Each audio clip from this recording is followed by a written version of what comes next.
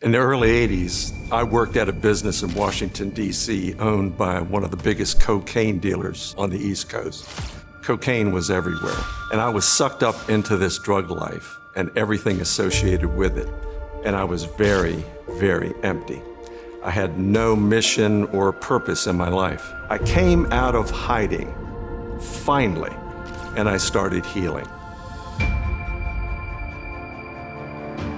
Whole part of recovery is to get to the root issue, why I do what I do.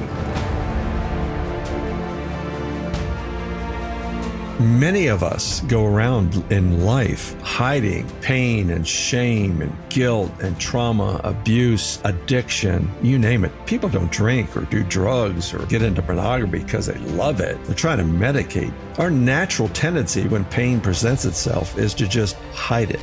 Pain and shame are directly connected with each other.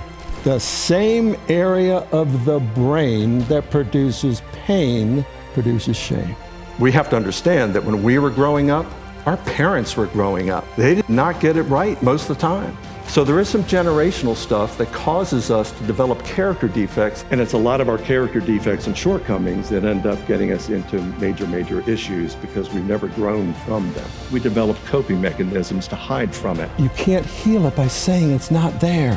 What happens with us when we get in these patterns, we repeat what we don't repair. How well do you know you? It's interesting. Many of us go through life without ever taking the time to fully understand what makes us flourish or what makes us struggle. The best investment you and I can make is to learn about you and I. To surround ourselves with people who are safe and people we can trust. And I've extricated myself from the relationships where people are trying to fix me and change me because they know me better than, you know what I'm saying? If you're struggling with an addiction and you take on the identity of an addict or an alcoholic, you're making a huge mistake. Why am I identifying myself as something that I want to be set free from?